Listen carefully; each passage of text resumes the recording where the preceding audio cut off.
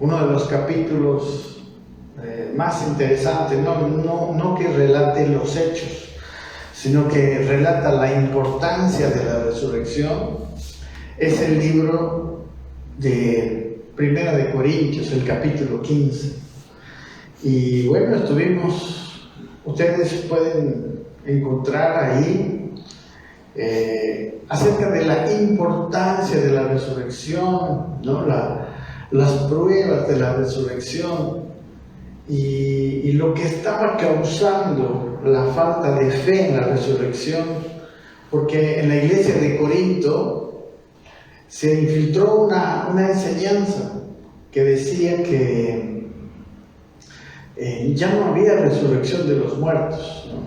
Y bueno, creo yo que ese es uno de los problemas de la iglesia de Corinto, por lo cual era una de las iglesias más carnales del Nuevo Testamento, una de las que tenía más problemas. Y Pablo mismo ahí dice que él lo había dejado todo, él incluso arriesgaba su vida sin ninguna otra motivación, pero dice: la resurrección de Cristo y la resurrección mía son grandes motivadores, ¿verdad? Pablo hasta daba la vida y les dice a los corintios, ¿verdad? Si ustedes no creen en la resurrección, si no hubiera resurrección, entonces comamos y bebamos, porque mañana moriremos, ¿no? Si no hubiera resurrección, no habría esperanza para nosotros, para los hijos de Dios. Y este mundo tampoco tendría esperanza, ¿no? Porque el mundo tiene esperanza en la medida en que ellos se entregan al Señor, en la medida en que ellos aplican la resurrección, la fe en la resurrección. Porque si yo no creo en la resurrección, voy a estar ocupado totalmente en mi vida nada más, en todo lo que se ve, todo lo que se toca, en las cosas de este mundo. Pero cuando nosotros sabemos que hay resurrección y enfocamos nuestra vida en la resurrección, viviremos vidas para Dios. Así que hoy, como les digo, si usted quiere, en el YouTube puede entrar a nuestra página, ¿no? Mensajes del Nuevo Pacto.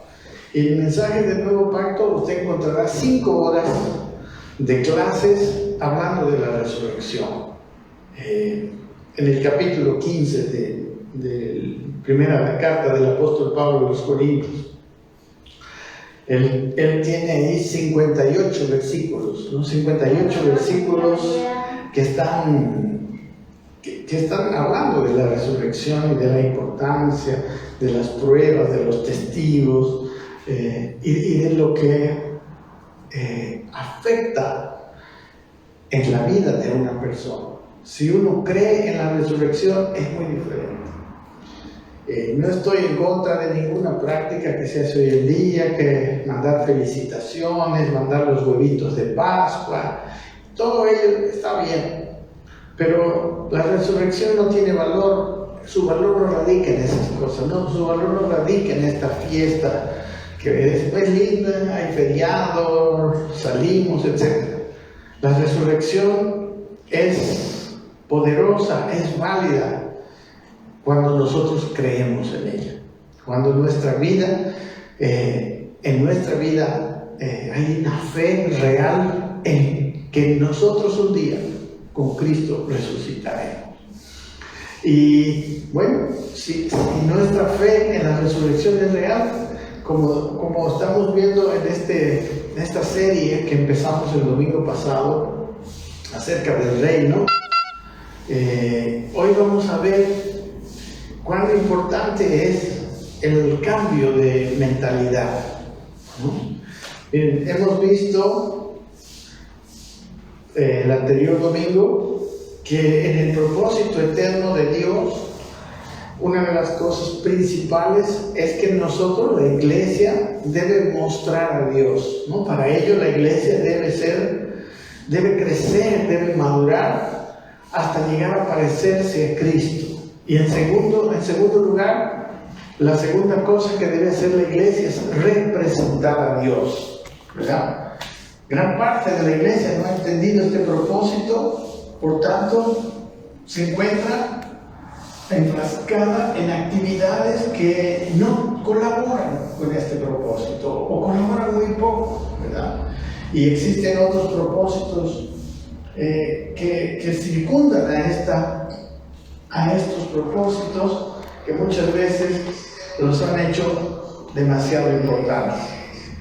Lo que sigue ahora, lo que vamos a ver es cómo las enseñanzas de Jesús acondicionan nuestra mente para poder traer el reino de Dios a nuestra vida y el reino de Dios a través de nuestra vida a esta tierra.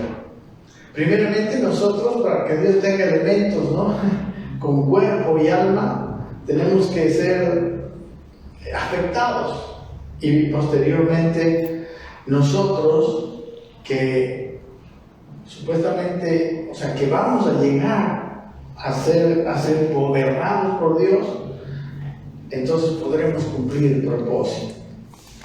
Ahora, la Biblia dice que en Isaías 11 que la creación será renovada, ¿no? Que incluso la vaca y el oso, dice en el versículo 7, y la osa pasarán sus crías, ¿verdad? Y no harán nada hará mal, y que la tierra sería llena del conocimiento de Dios como las aguas, así como las aguas llenan la mar. Así será la tierra llena del conocimiento de Dios. Ese propósito siempre estuvo, no ha cambiado, aunque el hombre cayó. Dios tenía ya un plan que vino a restaurarse ese plan. En realidad no el plan, sino nosotros venimos a ser restaurados para ahora sí cumplir el plan después de la muerte y la resurrección precisamente de nuestro Señor Jesucristo. Entonces, para eso, primero Jesús debe ser el Rey, ¿no? Hemos visto que Jesús es presentado como el Rey, y desde que el momento en que María, ¿no? María recibe el anuncio del ángel, ¿no? Y el ángel le dice que él sería, que Dios lo habría sentado a Jesucristo sobre el trono de David su padre y reinaría, ¿no?, para siempre, y su reino no tendría fin, ¿no? En Daniel habla de los días, dice en Daniel 7:18, 2:44, dice que en los días de aquellos reyes, de aquella profecía que él estaba viendo, se levantará un reino, dice que no será jamás destruido, ni será el reino dejado a otro pueblo, sino que consumirá a los otros reinos, pero él permanecería para siempre, ¿no? Hay un reino de Dios que está por encima y existe, no ha sido totalmente desarrollado en la humanidad, pero existe, y el reino, dice, sería dado a los santos del Altísimo. El versículo 18 del capítulo 7 de Daniel dice que recibirán este reino los santos del Altísimo y poseerán el reino eternamente y para siempre. Ya veíamos que una definición bien práctica del reino es que Dios gobierna y que yo obedezco, ¿no? Que Él se hace mi rey y a través de mí Él se hace rey después. Cuando Él gobierna completamente mi vida, Él se hace rey en esta creación, ¿no? Dios nos dijo a la iglesia que somos linaje escogido, real, sacerdocio, nación santa. Dice, pueblo adquirido por Dios, para que anunciéis, dice Pedro, las virtudes de aquel, dice, ¿no?, que nos llamó de las tinieblas a su luz admirable. ¿Ok? Hasta aquí vimos que este reino, este gobierno de Dios en nuestras vidas es el plan de Él. Porque a través de aquello, Él gobernará la tierra, Él traerá restauración a la tierra. ¿Ok? Entonces, de ahí nació esta serie que se llama Reino, herramienta para alcanzar el propósito eterno de Dios. Y vamos a ir viendo algunos versículos en el libro de Mateo, donde el Señor nos enseña, ¿no?, que debemos de internalizar estos principios a fin de que Él pueda gobernar nuestra vida. Y tengo aquí, por ejemplo, 3 versículos donde dice la misma palabra. En Mateo 3:2, hablando Juan el Bautista, aquí lo tengo, que en aquellos días vino Juan el Bautista predicando en el desierto y diciendo, dice, arrepentíos porque el reino de los cielos se ha acercado. Luego, aquí está Jesús, dice, desde entonces comenzó Jesús a predicar y a decir, otra vez, arrepentíos porque el reino de los cielos se ha acercado. En tercer lugar, Jesús les manda a los discípulos, dice, y yendo a predicar, les dice, diciendo, el reino de los cielos se ha acercado. Entonces, el reino de los cielos se había acercado y para nosotros disfrutar, ¿no?, recibir este reino, necesitábamos hacer algo que dice la palabra arrepentidos, ¿no? La palabra arrepentimiento es una palabra en griego llamada metanoia, que viene de dos raíces, la palabra meta, cambio, y nous, mente, ¿no? Metanoia quiere decir cambio de mentalidad. Entonces, lo que está diciendo en estos pasajes es que debemos de tener un cambio de mentalidad, porque el reino de los cielos ha venido y está cerca de nosotros, está disponible. Nosotros podemos entrar, podemos usarlo, es como que algo está a la mano, ¿no? El reino de los cielos está a la mano, pero para entrar al reino de los cielos hay requisitos. Y el primer requisito es este, ¿no? Metanoia. Metanoia quiere decir cambio de mente. ¿Qué tiene que cambiar en nuestra mente? Por ejemplo, lo primero que tiene que cambiar son los valores, ¿no? Los valores, ¿qué es más importante para nosotros y qué es menos importante? ¿Verdad? ¿A qué le dedicamos más corazón? ¿A qué le dedicamos nuestra mente más atención, más esfuerzo, ¿no? ¿A qué es lo que para nosotros, no en nuestro decir, sino en nuestro vivir, qué es más importante? Eso se llama valores. Esos son los valores, ¿verdad? De hecho, la Biblia desde el Antiguo Testamento ponía el valor máximo en amar a Dios. Dice, por ejemplo, Lucas 10:27, cuando a Jesús le preguntaron cuál era el mandamiento más importante de la ley. Dice el versículo 27 que aquel respondiendo dijo, él le devolvió la pregunta, ¿no?, al hombre que le había preguntado. Y él respondió y dijo, bien, dice, ¿no?, amarás al Señor tu Dios con todo tu corazón, con toda tu alma y con todas tus fuerzas y con toda tu mente. Y el segundo era, y amarás a tu prójimo como a ti mismo. Entonces, el valor máximo del universo es Dios. Es el amar a Dios. Si yo quiero tener un cambio de mentalidad, una cosa que es sumamente clave, siempre va a estar ahí, es que yo tenga los valores en la prioridad correcta.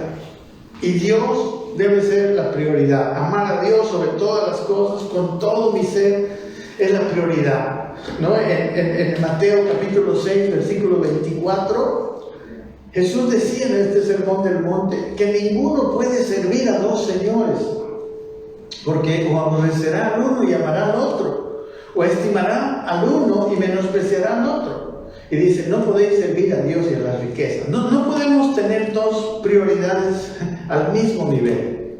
Una de esas prioridades siempre estará primero. Y para nosotros, si queremos ser reinados por Dios, si queremos ser gobernados y dirigidos por Dios en la vida, Él debe ser el principal valor. ¿Amén? No podemos amar más a las riquezas que a Dios, porque ahí hay un cambio de valores. Ahí habrá momentos en que Dios realmente no nos podrá dirigir y muchas veces incluso estaremos haciendo lo contrario que Dios quiere, ¿verdad?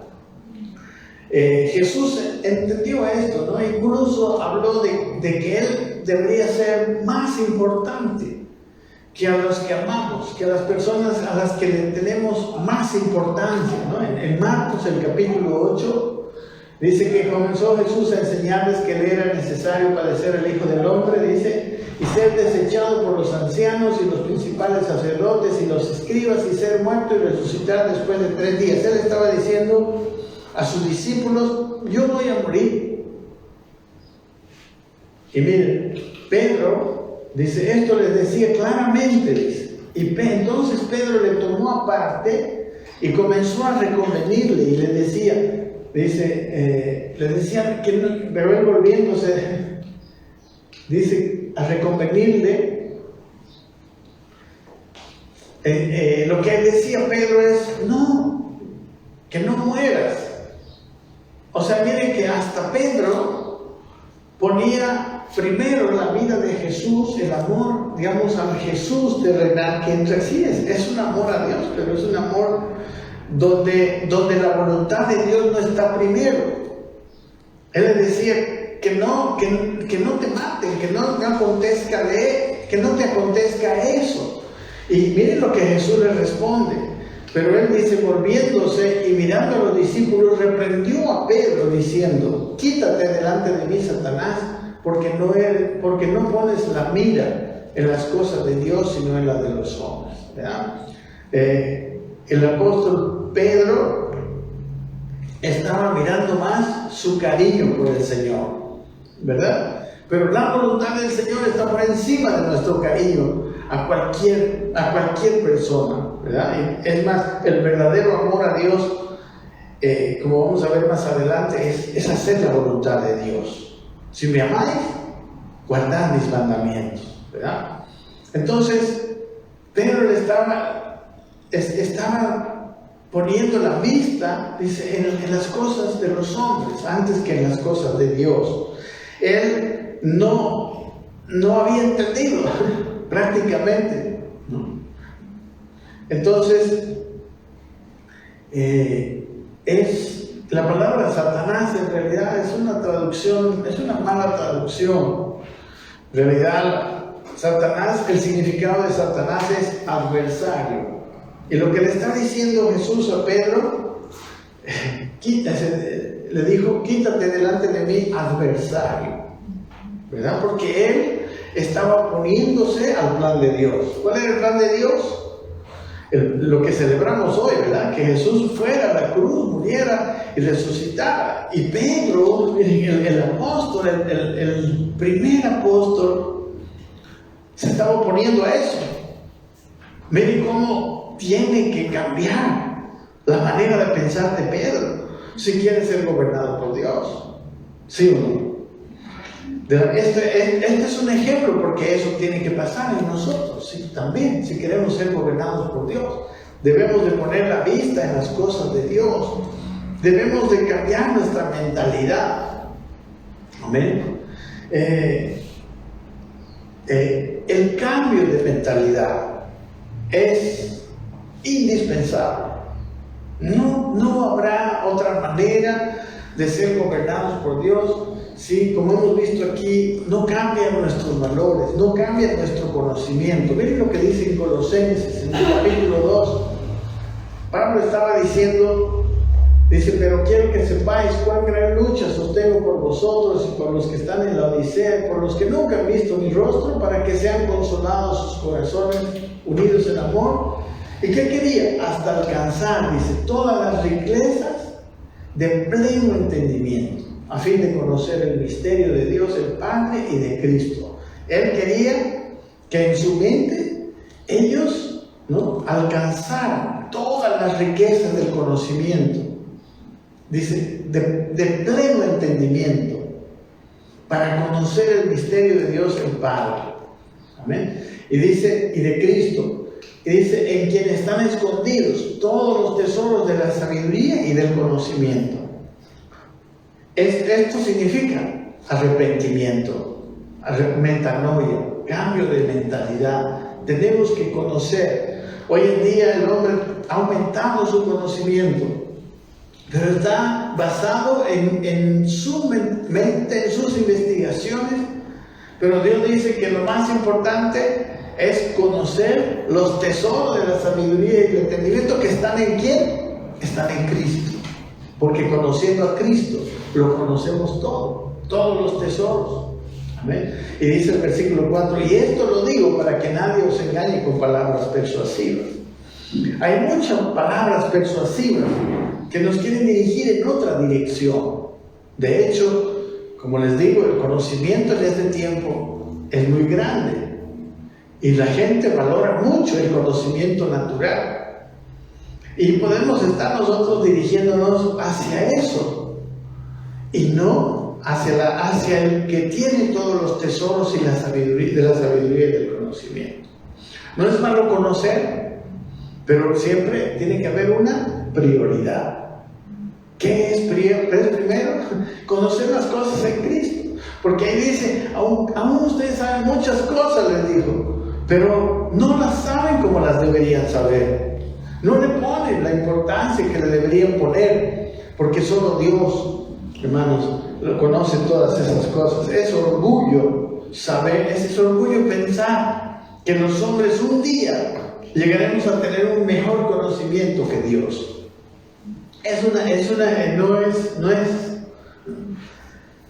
Es ilógico, ¿no? Pero algunos hombres así lo creen.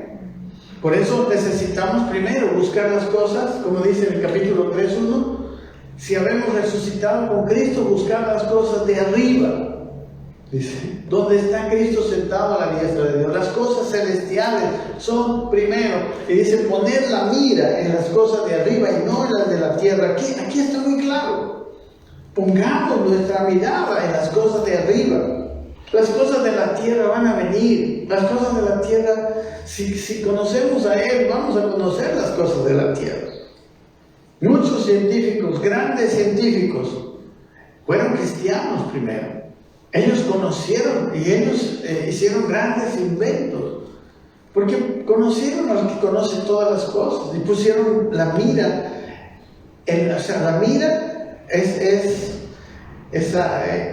ese sistema, ¿no?, que tienen las armas para apuntar al blanco. Necesitamos, cuando hablamos de metanoia, cuando hablamos de arrepentimiento, necesitamos tener una dirección. Y aquí dice, la dirección es en las cosas de arriba y no en las de la tierra. ¿Ok? O sea, más claro no nos puede hablar. E incluso, como les decía antes, Él quiere que el amor a Dios sea mayor que a nuestros mayores amores. ¿Cuáles son sus mayores amores, hermano? Muchas veces son nuestros familiares, ¿verdad? Y dice, le dijo en Marcos 8:34, dice a la gente y a sus discípulos, les dijo, si alguno quiere venir en pos de mí, niéguese a sí mismo, tome su cruz y sígame. Porque todo el que quiera salvar su vida, o sea, el que quiera, podemos decir, vivir su vida a su manera, salvar sus planes, sus proyectos, eso quiere decir salvar su vida. Él la perderá, dice. Pero todo el que pierda esa vida por causa de mí, del Evangelio, la salvará. Porque ¿qué aprovechará, dice el hombre, si gana todo el mundo y pierde su alma? Como les digo, el conocimiento, todo eso es muy grande. Y el hombre quiere conocer todo, quiere ser orgulloso. Es más, de eso trae orgullo. Ese es el problema del conocimiento. En cambio, con Dios, nosotros siempre nos permaneceremos humildes, porque jamás podrá nuestra mente sobrepasar a la mente de Él. Con el Señor siempre aprendemos, ¿no? Esa es una mente humilde.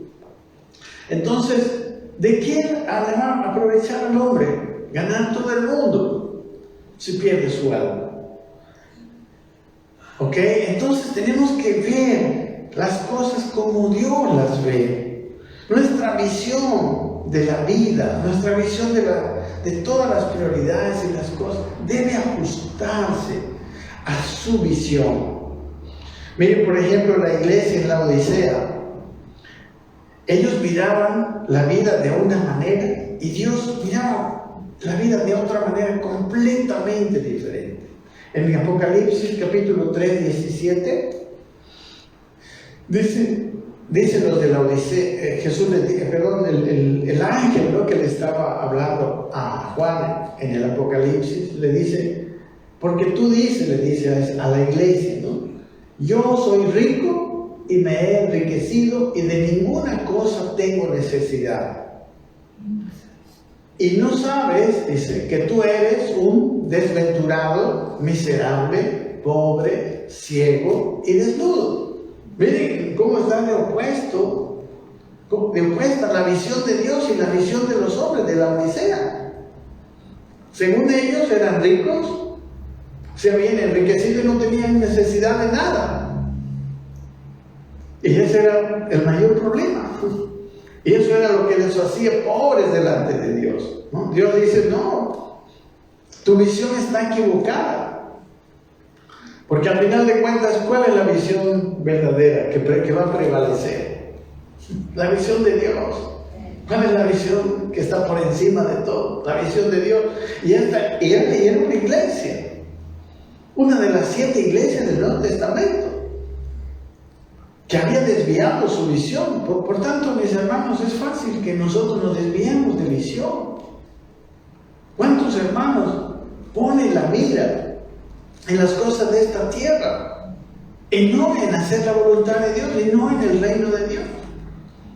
Y quizás se enriquecen materialmente, quizás no tienen necesidades, pero en el espíritu podrían ser como esta iglesia, pobres, miserables, ciegos, desnudos. Amén. ¿Comprende, mi hermano?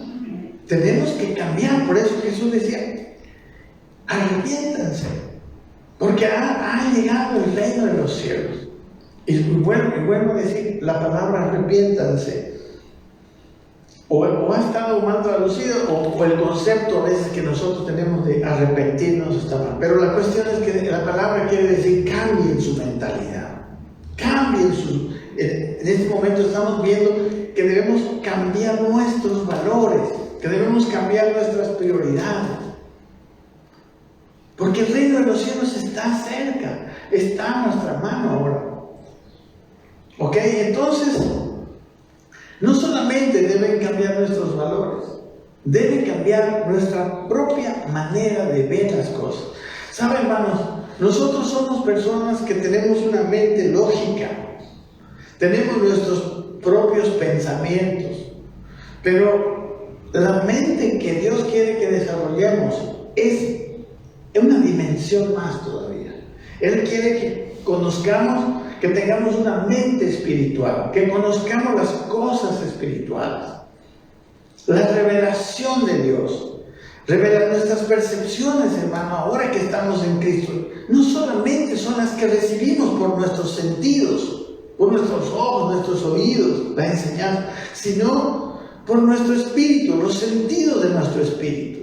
En ese nivel también tiene que haber una metanoia, tiene que haber también un cambio. Amén.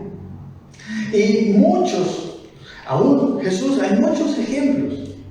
Por ejemplo, en Juan capítulo 6, donde varios de los discípulos de Jesús lo dejaron. ¿Por qué? Porque seguían mirando con la lógica de este mundo, con la manera de ver. Eran literales en las palabras. Es más, el conocimiento de la Biblia, necesitamos de entender muchas cosas.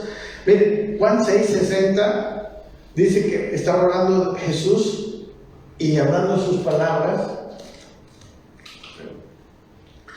Juan 6:60 dice que al oírlas, las palabras de Jesús, ¿no?, muchos de sus discípulos dijeron, dura es esta palabra, ¿quién la puede oír? Les parecía que lo que hablaba Dios era algo duro. ¿Y quién puede oír? Y dice que en el versículo 61, sabiendo Jesús en sí mismo que sus discípulos murmuraban de esto, les dijo, ¿esto os ofende? Pues qué, dice, si vierais al Hijo del Hombre subir a donde estaba primero. El Espíritu, dice, es el que da vida. La carne para nada aprovecha. Y dice, las palabras que yo os he hablado son espíritu y son vida. No solamente conceptos, por favor, son espíritu y son vida. Por eso dice el apóstol Pablo que somos ministros competentes de un nuevo pacto, no de la letra, sino del espíritu. Las palabras tienen espíritu. Amén. Usted escucha personas y lo que ellos hablan con usted no solamente son conceptos expresados por las palabras. Hay un espíritu que viene, ¿no? Por ejemplo, han escuchado, hay un término muy común en este tiempo, es tóxica ella, ¿no? Entonces es una palabra que es una persona que habla, pero sus palabras están cargadas de un espíritu negativo. Eso es lo que quiere decir tóxico, ¿ok? Entonces nuestras palabras tienen espíritu. El hombre está mal si solo piensa que nuestra mente es pura lógica. Nuestra mente tiene capacidad espiritual. Amén. Y aquí dice, pero hay algunos de vosotros, les dice, ¿no? Aquí en este mismo pasaje, que no creen. Entonces, ¿cuál es la diferencia entre una persona que es solamente lógico y una persona que es espiritual? Y es la fe. Por eso les dice, algunos de vosotros que no creen. Porque Jesús sabía desde el principio, dice, quiénes eran los que no creían y quién le había de entregar, ¿no? Por ejemplo, Judas siguió a Jesús y parecía que creía en Jesús, pero no creía en él, ¿verdad? Aquí está demostrado que no creía en él. Por eso lo entregó. ¿Quién sería tan tonto de entregar a Jesús si creería? Por eso en esta mañana al comienzo no estaban la mayoría de ustedes. Yo dije, en este día de resurrección se hacen muchas cosas. Se mandan felicidades, felicitaciones. ¿Por qué felicidades? No sé, lo entiendo mucho. Porque la resurrección, el valor de la resurrección es en creerla. Si tú crees en la resurrección, Pablo dice en 1 Corintios 15, yo hasta arriesgué mi vida en Éfeso. Y a los que no creen les dice, bueno, si usted no cree en la resurrección, comamos y bebamos, que mañana moriremos. O sea, la creencia en la resurrección te lleva por dos caminos totalmente distintos.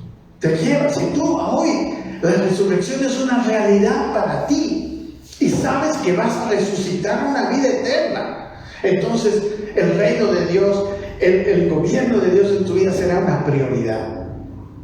Y si no es así, es que no crees, simplemente. No es que yo no te convencí con esta prédica tan bonita. ¿Ok? Es que no creen. Judas, hermanos, estuvo escuchando las palabras de Jesús 3 años y medio junto con todos los demás. Pero no escuchó con fe.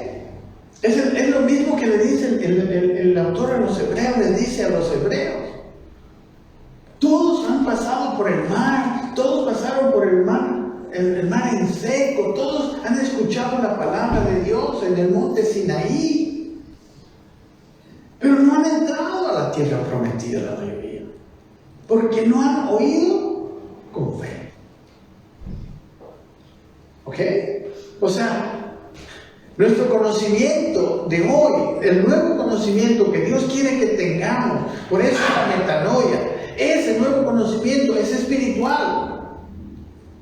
Y no es simplemente por estudiar mucho, es por creer, es por fe, por la verdadera fe. En el versículo 66 dice, desde entonces, muchos de sus discípulos, ¿qué pasó? Volvieron atrás y ya no andaban con él. O sea, si tu conocimiento es solo intelectual, es probable que en algún momento lo dejes al Señor. En algún momento, como mucha gente, no les gusta lo que hace Dios. Mucha gente dice, no, Dios no me ha respondido mis oraciones, no creo más. Está ignorante espiritualmente. Y dice, Jesús dijo entonces Jesús a los 12. O sea, lo abandonamos, se fueron por la enseñanza. Que no sé si ustedes saben, ¿no? Pero ahí dijo que el que no come mi carne y no bebe mi sangre no puede ser mi discípulo. Porque mi carne es verdadera comida. Eso es lo que estaba hablando. Y la mayoría lo tomó literal, ¿no? Uy, ¿cómo puede este darnos a comer su carne? Preguntaba. Igual que Nicodemo, ¿verdad? Cuando Jesús le dijo a Nicodemo, tienes que nacer de nuevo si quieres ver el reino de Dios. ¿Y qué preguntó Nicodemo? Tengo que entrar otra vez en el vientre de mi madre y nacer. O sea, puramente lógica. Pero las palabras del Señor son espíritu y son vida. Hay diferencia. ¿Y qué le dijeron? Miren lo que le respondió Pedro. Pedro respondió la verdad. Le respondió Simón Pedro, ¿a quién iremos? Tú tienes palabra de vida eterna. Él ya en este momento estaba percibiendo espiritualmente. ¿Amén? En este momento Pedro no estaba pensando que tenía que darle un mordisco a Jesús y comer su carne. Amén. Como los literales, ¿no? Yo he escuchado, la Biblia es literal. No, la Biblia es espiritual. Perdón.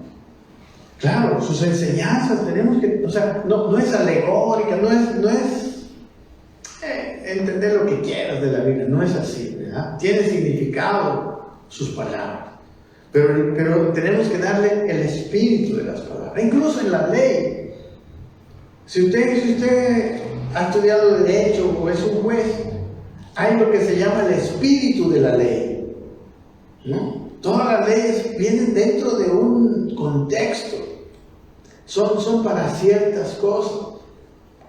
O sea, y así es la palabra de Dios. La palabra de Dios viene de Dios, y para conocer la palabra de Dios tenemos que conocer a Dios. A Dios hay que conocerle. Porque sabemos, tenemos que conocer que Él es bueno, tenemos que conocer que Él es justo, tenemos que conocer que Él es sabio. O sea, todo eso. ¿Y cómo conocemos eso? Creyendo eso. ¿Sí? Y obviamente, cuando nuestro espíritu está fortalecido, el creer eso es tan fácil. Cuando andamos en la carne es tan difícil, como los corintios, ¿verdad? A ustedes solo les puedo dar leche, no les puedo dar enseñanzas más profundas, como vamos a ver más adelante. Y Pedro sabía, tú tienes palabras de vida, no solo palabras, concepto, palabras de vida. Amén. Miren, les voy a mostrar unos ejemplos. Quizás ustedes nunca han visto con estos ojos algunos pasajes que vamos a ver. ¿Sabe? Había muchas personas como los que se fueron insatisfechos con el Señor. Y lo dejaron de seguir porque Él no hacía las cosas como ellos quieren. Él no hablaba como ellos quieren. Pero en el reino de Dios las cosas son al revés. Nosotros debemos acomodarnos a como Él quiere. Si a usted le han enseñado que Dios le va a conceder todo lo que usted quiere, usted ha recibido un evangelio humanista, que no es un evangelio de Dios. En el evangelio el centro no es el hombre, aunque Dios lo ama, aunque Dios hizo todo, murió por el hombre, pero el centro sigue siendo Dios. Amén. Sigue siendo Dios. Y sabe, Él murió para desarraigar el pecado en nosotros, y a veces esa es una tarea que no entendemos, y Dios usa de muchas maneras que a veces nos parecen como que está yendo en contra, ¿no? Es como una operación. A veces el médico, para salvar a una persona, tiene que hacerle un corte, ¿no? Pero no le está cortando por malo. Dios así con nosotros, ¿ok? Los discípulos, en todo ese tiempo que caminaron con Jesús, se equivocaron muchas veces. Miren, en Mateo 8, 23, recuerden cuando Jesús y ellos entraron en la barca. Dice, les voy a leer dice, y entrándole en la barca, sus discípulos le siguieron. Y aquí que se levantó en el mar una tempestad tan grande que las olas cubrían la barca, pero él dormía. Y vinieron sus discípulos y le despertaron diciendo: Señor, sálvanos que perecemos. Y aquí está la respuesta de Jesús, que a todos nos parece ilógica, ¿no? Él les dijo: ¿por qué tenéis, hombres de poca fe? Por el mar, por lo que vemos. Y luego, ¿no? Reprendió, dice, levantándose, reprendió los vientos y el mar, y se hizo grande bonanza. Y los hombres se maravillaron diciendo: ¿qué hombre es este que aún los vientos y el mar le obedecen? Todavía no habían entendido lo que Jesús les estaba enseñando. ¿Qué les estaba enseñando? Para entender esto más fuertemente tenemos que ver el pasaje, este mismo pasaje relatado por Marcos. Miren, Marcos 4:35. Aquel día, dice, cuando llegó la noche, les dijo: pasemos al otro lado. Aquí lo puse con rojo. Y despidiendo a la multitud, le tomaron como que estaba en la barca, y había también con él otras barcas, pero se levantó una gran tempestad y echaba las olas en la barca de tal manera que ya se anegaba. Y él estaba en la popa durmiendo sobre un cabezal. Y le despertaron y le dijeron: Maestro, ¿no tienes cuidado que perecemos? Y levantándose reprendió al viento y al mar, ¿no? Y les dijo: ¿por qué? Y lo mismo, ¿por qué estáis amedrentados así? ¿Cómo no tenéis fe? Y no entendieron, miren, porque dice: entonces temieron con gran temor y se decían uno al otro: ¿quién es este que aún el viento y el mar le obedecen? Y cuando predicamos esto es lo que sacamos. Pero ¿sabe qué es lo que no entendemos? Estas palabras de Jesús.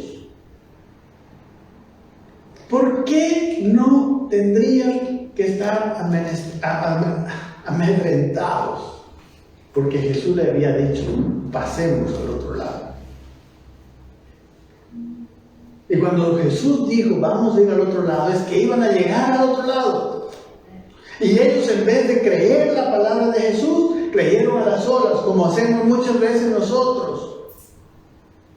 ¿Se dan cuenta qué es lo que Jesús qué lección les estaba dando y por qué les reprendió? Hombres de poca fe. Porque si Jesús nos dice algo, Él lo hará, mis queridos hermanos.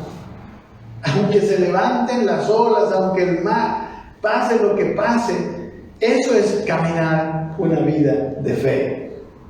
Una vida de fe mira y se ancla y se agarra de la palabra que Él da.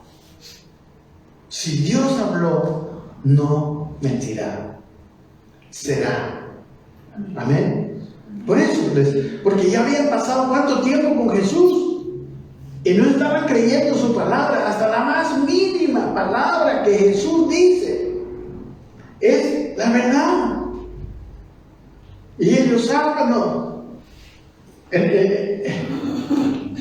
Maestro, no tienes cuidado. O sea, no tienes cuidado quiere decir: ¿no te importa que perezcamos?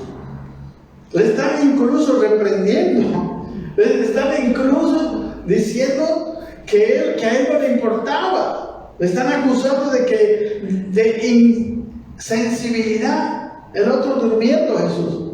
Porque Jesús sabía lo que iba a hacer, ¿verdad? Jesús sabía que iban a llegar al otro lado. Y llegaron al otro lado, ¿sí o no? Lo mismo que los israelitas en el desierto. No, los gigantes, no, es imposible. Pero ¿entraron o no entraron? La otra generación entró. ¿Y vencieron a los gigantes o no? Y tumbaron los muros de las ciudades amuralladas como Jericó, ¿sí o no? Cuando Dios habla, tenemos que aprender a escuchar y a saber que lo que Él dice es verdad. Y cuando Él dice que un día juzgará las iniquidades de los hombres, también es verdad.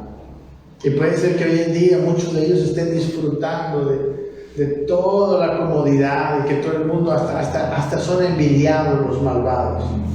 Pero Jesús cumplirá lo que dijo. Amén. Cumplirá. ¿Ok? Ellos no debían preocuparse si había vientos, olas, lo que sea. Jesús dijo. Eso es caminar en fe. Eso es lo que Él reprendió. Amén. Hermano, Jesús no se disculpó con ellos. Ni se va a disculpar jamás. Porque Él siempre tiene la razón. Amén. Nosotros somos los que siempre tenemos que disculpar. Porque no lo entendemos. Porque nuestra fe nos falla. Porque ellos ni se disculparon porque no aprendieron, no vieron la lección.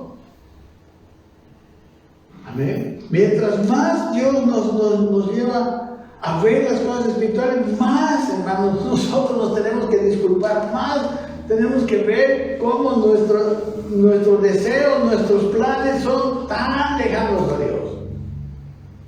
Porque con una mente natural no se puede entrar al reino de Dios. No podemos ser dirigidos por Dios. Por eso el mensaje era arrepentidos. Metanoia, cambia tu mente, porque se ha acercado el reino de Dios, está disponible. Amén. Ellos pensaban, no, Jesús es insensible. No, Jesús les estaba dando una lección, como lo hace con nosotros. Nosotros gritamos, Señor, ¿por qué eres malo? No seas malito, Señor. No han escuchado esas oraciones.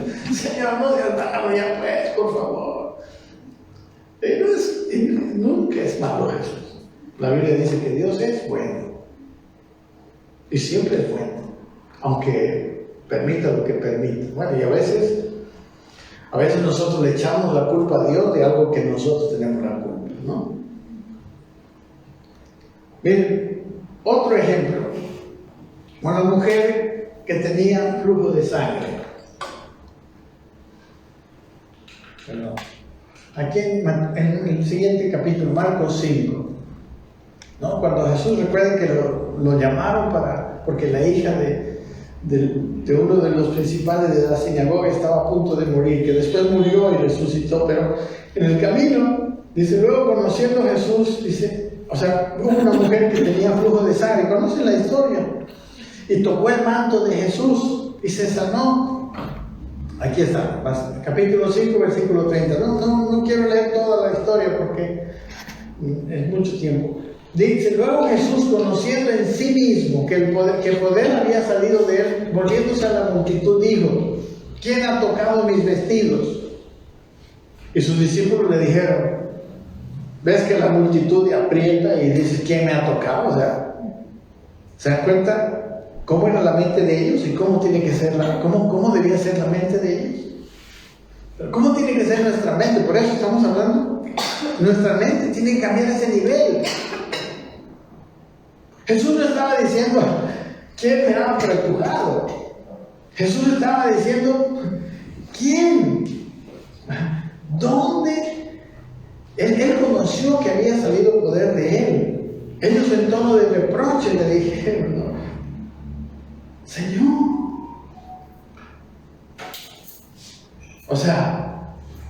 tienes que disculparte. ¿Qué estás hablando? ¿Qué tontería estás? Nunca dice tonterías Jesús. Perdóname. Y ya me veo diciendo, ¿quién me ha tocado? Alguno podría decirle, así más o menos fue, digamos, ¿no? ¿Cómo que me ha tocado? Mira, no seas tontito, Señor.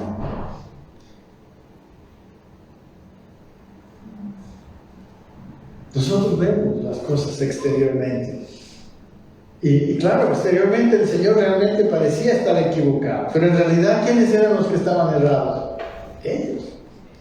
Jesús no tiene que disculparse. Ellos son los que no le entienden. Hermanos, si queremos entender al Señor, debe haber un cambio en nuestra mentalidad. Otro ejemplo, la muerte de Lázaro, Juan capítulo 11.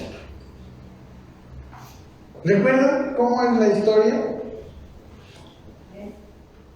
Aquí en esta historia, este es el punto principal, Juan 11, 21. Después de que el Señor fue, ¿verdad? Primero estaba en un lugar y le avisaron que Lázaro estaba enfermo. Usted puede leer el capítulo 11. Y él se quedó más tiempo ahí, hasta que Lázaro murió.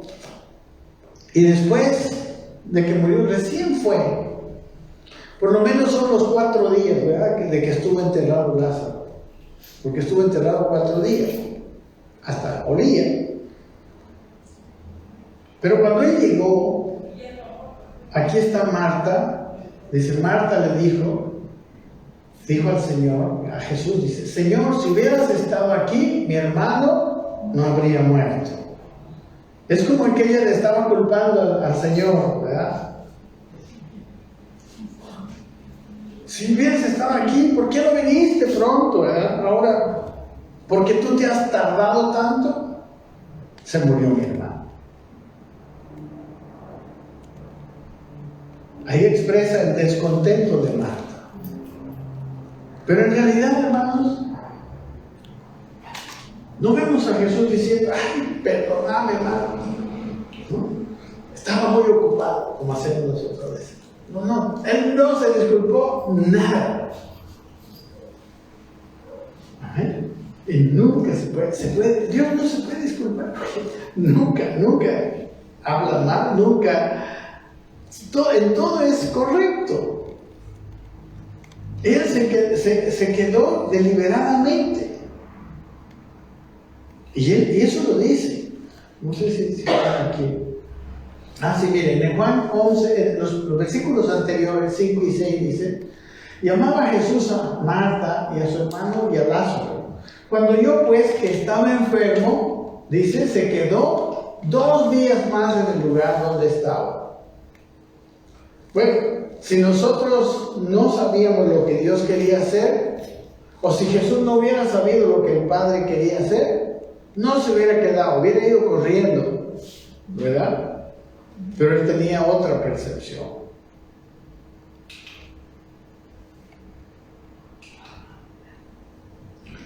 ¿Y qué hizo él? Fue y lo resucitó, ¿verdad? Como les digo, era el Señor el que tenía que disculparse con Marta. Jesús le dijo, ¿no te he dicho que si crees verás la gloria de Dios? ¿Verdad?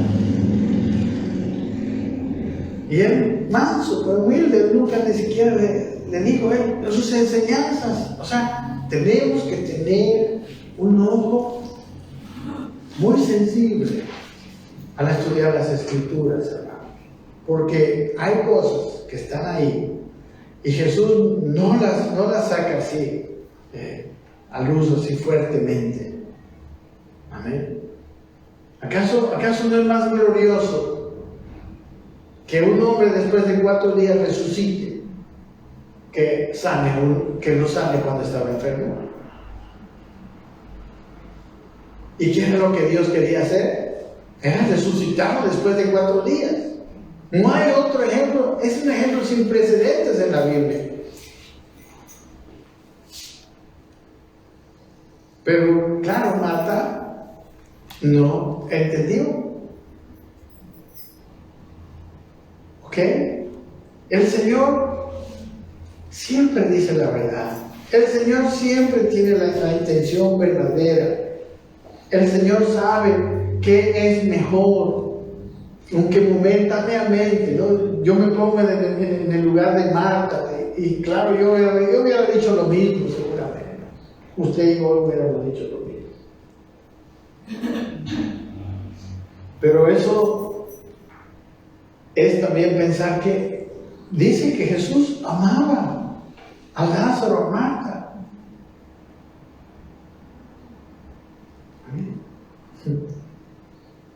Hay gente que quiere enseñarle todavía a Jesús. ¿Por qué? Porque nuestra mente todavía no está en el nivel que Dios quiere. ¿Se acuerdan del otro ejemplo? Tengo uno más. De cuando María derrama el perfume de nardo puro en la casa cuando él estaba. ¿No recuerdan? Está en Marcos 14. Estando ese él en Betania, en casa de Simón el leproso, y sentado a la mesa, vino una mujer con un vaso de alabastro de perfume de nardo puro de mucho precio. Y quebrando el vaso de alabastro lo derramó sobre su cabeza. Y hubo algunos que se enojaron dentro de sí y dijeron: ¿para qué ha hecho este desperdicio de perfume? Porque podía haberse vendido a más de 300 denarios y haberse dado a los pobres. Estaban reprendiendo a la mujer ellos, que realmente no era lógico, habiendo tantos pobres, derramar ese perfume. Pero Jesús no piensa así. Pero Jesús le dijo: dejadla, ¿por qué la molestáis? Buena obra me ha hecho. ¿Se ve usted? ¿Usted ve que los valores de Dios son distintos? Que los valores de Jesús son diferentes. Y que la gente estaba tratando de enseñarle a Jesús. Nunca trate de enseñarle a Dios. Nunca. Usted está equivocado. ¿Amén? Señor, ¿pero por qué? Y él dijo: no. Es más, digo, a esta mujer se la va a conocer por lo que ha hecho. Y no es que ella era insensible. Ella más bien era sensible con lo más importante. Jesús dijo: siempre tendréis a los pobres con vosotros. Y cuando queráis, les podéis hacer bien. Pero a mí no siempre me tendréis. Amén, hermanos. Es que tenemos que abrir nuestro corazón espiritualmente, porque si no, no podremos ver. ¿Ok? Eso le dijo Jesús a Nicodemo: si no naces de nuevo, no vas a poder ver el reino de Dios. O sea, jamás entenderemos lo que Dios nos está diciendo, lo que Dios está haciendo. Vemos que verdaderamente los discípulos fue un proceso para ellos. Amén. Otra cosa que es importante para cambiar nuestra manera de pensar es crecer, es madurar en Cristo. Es dejar ya la niñez espiritual. Dejar de ser como niños que van tras sus deseos, los deseos que tiene su persona. Además, los deseos de la carne son totalmente contrarios a Dios y nos impiden conocer la sabiduría de Dios. Y Pablo en la carta a los Corintios muestra este gran contraste. En el capítulo 3 habíamos hablado, ¿verdad?, que les dice: yo no pude hablarles como a espirituales, sino como a carnales, como a niños en Cristo. Les he dado leche porque no pueden comer alimentos sólidos, porque ustedes no pueden entender las verdades. Y en contraste con eso, en el capítulo 2, vean conmigo, miren lo que dice antes del capítulo 3. Dice 2:6. Y claro, todos estos capítulos es bueno si los leen todos, ¿no? Sin embargo, dice Pablo a los Corintios, sin embargo, hablamos sabiduría entre los que han alcanzado madurez, no entre los niños. A los niños solo leche. Y sabiduría no de este siglo, ni de los príncipes de este siglo que perecen. Mas hablamos, dice el versículo siguiente, sabiduría de Dios en misterio, la sabiduría oculta, la cual Dios predestinó antes de los siglos para nuestra gloria.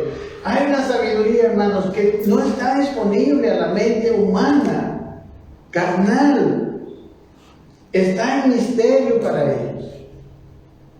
Como estuvo en misterio quizás estas enseñanzas para algunos de nosotros. Dice el versículo 8, la que ninguno de los príncipes de este siglo conoció, porque si hubieran conocido, nunca habrían crucificado al Señor de gloria. Si ellos hubieran sabido quién era Jesús, no lo hubieran crucificado. ¿Y saben ustedes en la Biblia que hubo dos personas que lo conocieron cuando él era bebé? ¿Se acuerdan de Ana, la profetisa? Y del viejito Simeón, creo que. Ellos sabían que era el Mesías.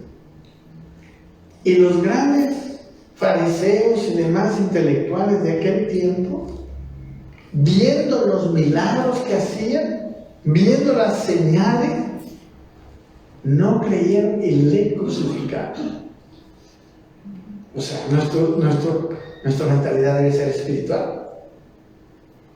Y nuestra vida debe ser espiritual.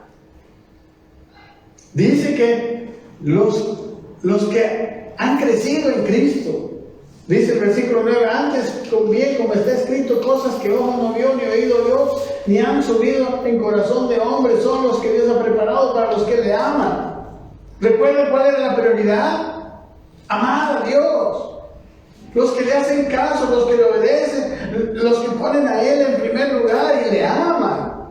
Ellos van a ver cosas que nadie ha visto, que ojo no vio, que ni oído vio, ni oído yo, pero que Dios las tiene preparado para los que le aman. Debemos dejar de ser niños mimados y empezar a madurar. El niño no ama.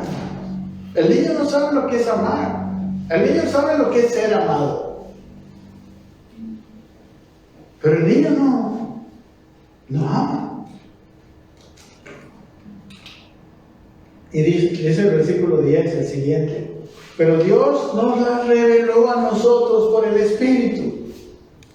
Porque el Espíritu todo lo escudriña, aún lo profundo de Dios. Las cosas de Dios, hermano, no vienen por silogismos, no vienen por inteligencia, vienen por revelación. Amén. Revelación es algo que no se ve, que se muestra, ¿no? Es como en la noche, cuando el foco está apagado, todo está oscuro. La revelación es cuando se enciende el foco y empezamos a ver. Y eso no es una tarea intelectual, es una tarea espiritual. Amén. Porque quién sabe, dice, ¿quién de los hombres sabe las cosas del hombre, sino el espíritu del hombre que está en él? Y dice el versículo 12, nosotros no hemos recibido el espíritu del mundo, sino el espíritu que proviene de Dios, para que sepamos lo que nos ha concedido.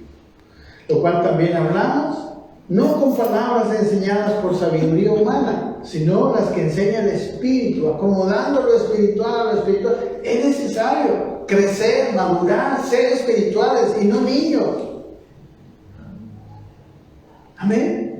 Es necesario, y más dice ahí en el versículo 14, pero el hombre natural no percibe las cosas que son del Espíritu de Dios, porque para él son locura, y no las puede entender porque se ha de discernir espiritualmente. El hombre natural no va a entender. Es lo mismo que le dijo a Nicodemo, si no naces de nuevo no puedes ver el reino de Dios.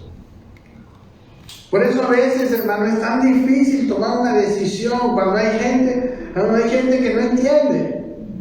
No te entiende. ¿Por qué? ¿Por qué, pastor, esto? ¿Por qué no hacemos como los demás? ¿Por qué no hacemos esta y esta otra actividad y aquí y allá? No, yo no estoy, yo no estoy alardeando de ser espiritual. Yo me he equivocado muchas veces, amén. Simplemente estoy buscando ¿cómo de diferente puede ser nuestra mentalidad si no estamos en el Espíritu? Y si no estamos madurando, si no estamos creciendo en Cristo. Amén. Si nuestras prioridades no están en su verdadero lugar, si Dios no es primero para nosotros. ¿Cuántos hermanos de la iglesia, mis hermanos? Yo no sé. Mire, si yo tuviera un hijo, yo quisiera que ese hijo fuera un gran cristiano antes que un gran ingeniero o un gran profesional. Yo sé para dónde tenemos que apuntar. Pero los hermanos parece que no. No, a estudiar. Para ti primero. Las cosas de Dios, no, eso después. Perdón. Discúlpenme, pero estamos mal dirigidos. Queremos hacer como la iglesia de la Odisea, que sea rico, que no tenga de nada necesidad, pero que en lo espiritual sea un pobre, miserable, ciego y desnudo. ¿Quiere eso usted para sus hijos? No. Si creemos en la resurrección, un día ese su hijo va a resucitar o no. ¿Será eso más importante?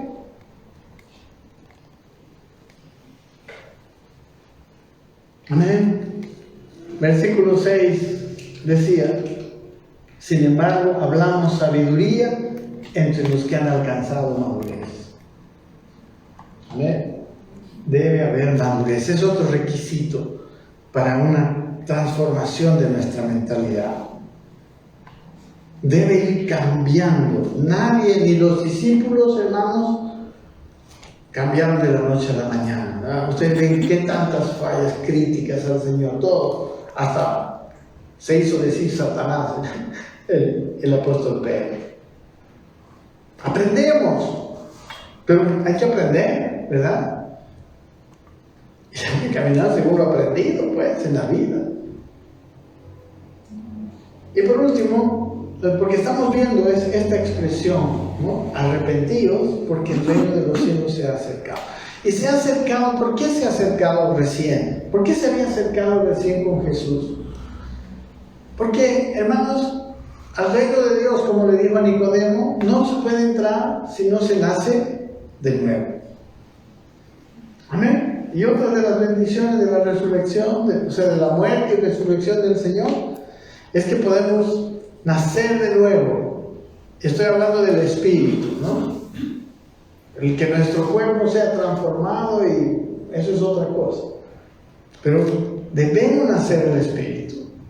El que es nacido de la carne, carne es. El que es nacido del Espíritu, Espíritu es.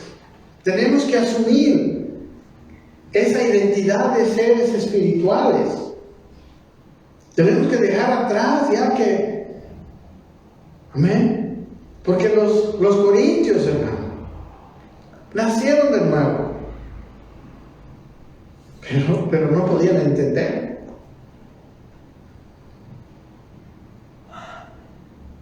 Muchas veces los hombres no quieren de Jesús. En Juan 3, después de la conversación que Jesús hizo a Nicodemo, dijo en el versículo 19 de ese mismo capítulo: y esta es la condenación, dice Jesús. Creo que es esto.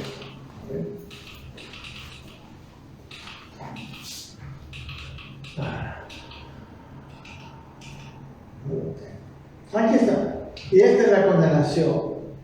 Dice que la luz vino al mundo y los hombres amaron más las tinieblas que la luz, porque sus obras eran malas. El hombre tiene que arrepentirse, mis hermanos. Cuando viene la luz, es cuando nos damos cuenta que estamos haciendo mal, que tenemos dos opciones: o le callamos a la luz, apagamos la luz, o permitimos que la luz funcione, ¿verdad? Y nos arrepentimos y cambiamos nosotros. O tiene que cambiar Dios y su palabra, o tenemos que cambiar nosotros. ¿Qué dice? Un último pasaje para hablar de la metanoia, del cambio de mentalidad. Miren que dice en Juan 14, Jesús: si me amáis, guardad mis mandamientos. ¿Recuerdan ustedes cuál era el primer mandamiento? Amar a Él sobre todo. Entonces, sobre todo, tenemos que guardar sus mandamientos.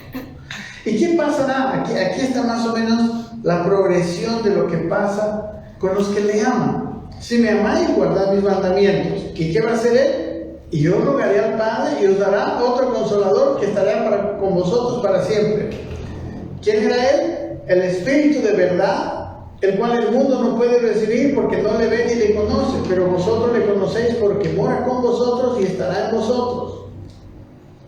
Miren lo que les voy a decir. Si me amáis, guardad mis mandamientos. ¿Saben qué? Si nosotros guardamos los mandamientos que sí sabemos, Él nos mandará el Espíritu Santo para que nos enseñe lo que ahora no sabemos. Porque a ellos les dice que enviaría al Espíritu Santo, al Espíritu de verdad. Dice el versículo 18, no os dejaré huérfanos, vendré a vosotros. Vuelve a decir, miren, en el versículo 21, está un poco más claro. El que tiene mis mandamientos y los guarda, ese es el que me ama. Y el que me ama será amado por mi Padre, y yo le amaré y me manifestaré a él. ¿A quién se manifiesta Jesús? A los que guardan sus mandamientos, que ya saben. Y le dijo Judas, no al Iscariote, el otro Judas: Señor, ¿cómo es que te manifestarás a nosotros y no al mundo? Respondió Jesús y le dijo: el que me ama, mi palabra guardará, y mi Padre le amará, y vendremos a él y haremos morada con él. Lo mismo que antes, ¿no? El que no me ama, no guarda mis palabras. O sea, si usted no obedece a Dios y le dice: Señor, te amo, es mentira, ¿no? No guarda mi palabra, y la palabra que habéis oído no es mía, sino del Padre que me envió. Os he dicho estas cosas estando con vosotros. Miren lo que dice: mas el Consolador, el Espíritu Santo, a quien el Padre enviará en mi nombre, Él, ¿qué haría? Os enseñará todas las cosas y os recordará lo que yo os he dicho. Es el Espíritu Santo, hermanos, que nos revela, que nos da esa mente espiritual, que nos muestra cuando nosotros le amamos. Y cómo demostramos que le amamos: guardando los mandamientos que sí conocemos. Porque si guardamos los mandamientos que sí conocemos, Él nos mostrará lo que no conocemos. Él nos dará nuevas cosas, Él nos dará alimento sólido. Nosotros, los que tienen una mente carnal, podemos decir, de niño, solo pueden recibir leche.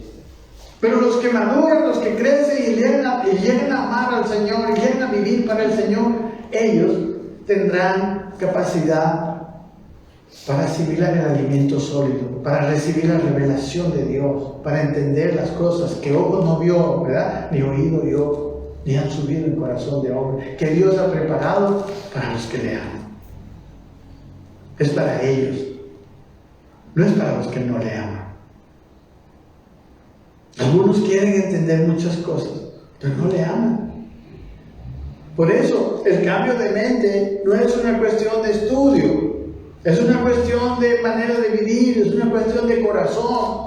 ¿Quién tiene tu corazón? ¿A quién amas más que a nadie? ¿La vida de quién quieres vivir? ¿La vida tuya o la vida que Dios ha preparado para ti, el plan de Él para ti? ¿O todos los planes y proyectos? Todos hemos tenido, hermanos, los que no hemos conocido al Señor, planes. Yo quería tener muchas cosas que no tengo ahora. Yo podía tener muchas cosas que no tengo ahora, pero nunca hubiera podido tener lo que sí tengo ahora. ¿Amén? Y lo que sí tengo ahora es 1000 veces más valioso que lo que yo hubiera tenido, ¿verdad? Si no conocía, si no obedecía, si no creía. Amén. Dios sabe lo que es más valioso. Y lo que es más valioso es eterno. Por eso este mensaje tiene que ver con el día de hoy, con la resurrección. Hermanos, habrá un día en que usted y yo resucitaremos. Y ese día, desde ese día, Dios nos dará, como está en Corintios, ¿verdad? Las enseñanzas que les recomendé. Tendremos un cuerpo incorruptible. Viviremos con un cuerpo eterno, maravilloso.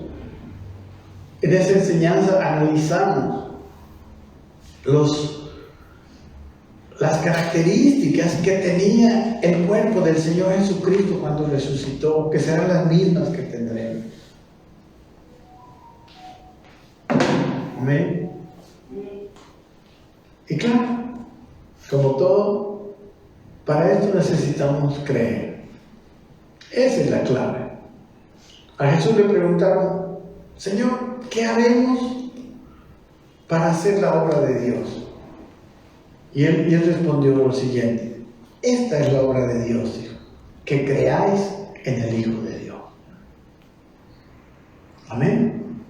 Así que Dios nos ayude, que Dios transforme nuestra mente, nuestra mentalidad, nuestros valores, nuestro conocimiento, que entendamos el conocimiento espiritual, que crezcamos en madurez, en santidad, porque esa es la manera en que nuestra mentalidad cambia.